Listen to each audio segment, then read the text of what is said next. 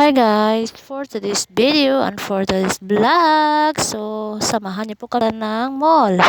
O diba guys, tingnan niyo ang batang liit namin guys, so paspas kay Bulakaw guys. So nuko ni bataan eh. Excited kaayo siya guys na madtuog mall.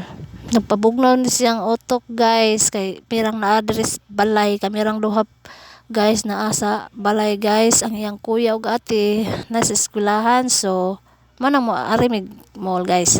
O diba naabot na siya kanang time sunan guys.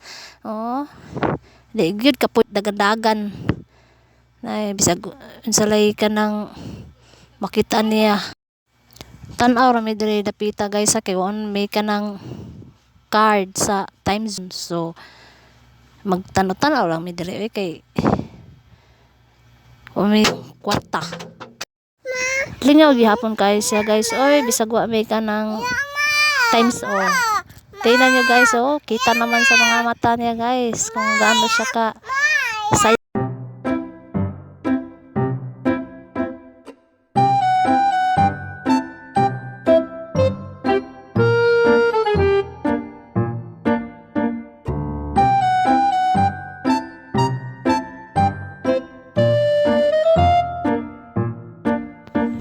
So karon guys, kay nahuman naman siya og duwa, gitawag na pud ko niya kay manood na daw kuno pud mig Jollibee guys. So social ni bata guys, kaon-kaon pa siya kanang french fries guys, mao jud na iyang paborito diri, basta guys french fries o burger stick jud na iya guys.